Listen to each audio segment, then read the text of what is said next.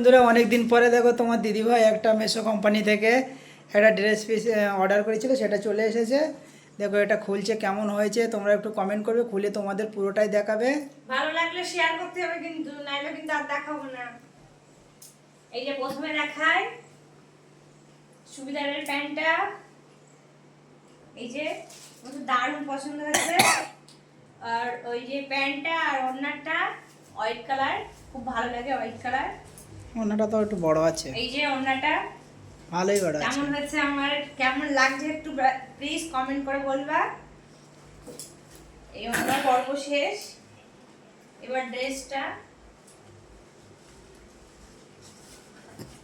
কাদের কাদের এরকম ঘরে বসে মার্কেটিং করতে কিরকম ভালো লাগে একটু কমেন্ট করো প্লিজ। জামাটা ভালো সুন্দর হয়েছে, আমার তো খুব পছন্দ হয়েছে।